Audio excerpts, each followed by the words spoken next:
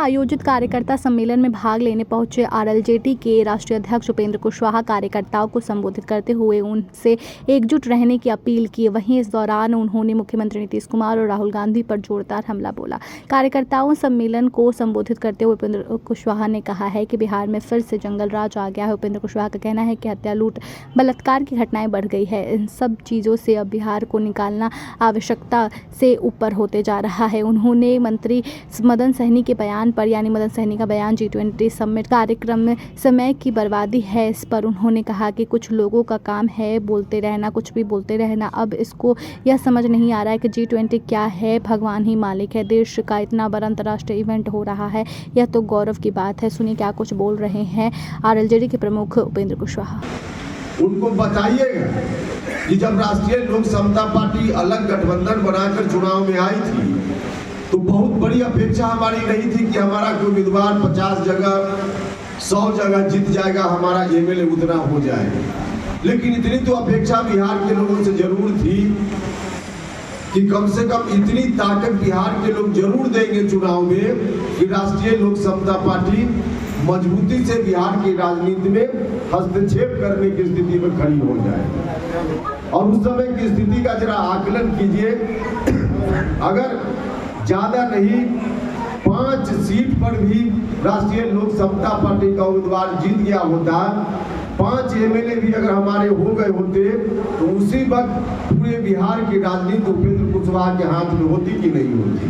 पूरे बिहार की राजनीति हमारे हाथ में होती। तो लोगों ने उतनी ताकत नहीं दी, लेकिन जितनी ताकत दी, जो डिवीजन हुआ वोट का, उसका परिणाम हुआ कि नीतीश जी भी 43 पर चले आए। और जब नीतीश जी की यह स्थिति बन गई, भाई और मित्रों, यह राजनीतिक स्थिति अपनी जगह, लेकिन तीसरी जगह इसका दुष्प्रभाव भी दिखने लगा। आरजेडी के लोग जिन्होंने कभी सपना देखना भी छोड़ दिया था कि फिर से हम बिहार में सत्ता में आएंगे, हम दोनों लोगों के वोट के डिवीजन के कारण आरजेडी को लगा कि चलो दोनों भाई लड़ रहा है, तब अपने लालटेन को हम बिहार भर में जला लेंगे, मतलब फिर से बिहार में हम सरकार में आ जाएंगे। आरजेडी के लोग फिर से उनके मन में इस बात के लिए लड्डू फूटने लगा। और तब हमको लगा, हमने अपने साथियों के साथ बैठकर विमर्श किया कि अब ऐसी स्थिति में हम ही लोगों के कारण अगर आरजेडी के लोग सत्ता में आ जाते हैं तब तो यह बिहार के साथ न्याय नहीं होगा। इसलिए हम लोगों ने फैसला लिया और उसी वक्त नीतीश कुमार जी की ओर से जो पहल हुई, उन्होंने सीधे कहा नीतीश जी ने कि उपेंद्र कुशवाहा जी अलग से पार्टी चलाने की क्या जरूरत है, राष्ट्रीय लोक समता पार्टी आप चला रहे हैं, जनता दल यूनाइटेड भी आप ही की बनाई हुई पार्टी, आइए इसी पार्टी को चलाइए, हमको आगे नहीं रहना है, आप आइए और इस पार्टी को चलाइए।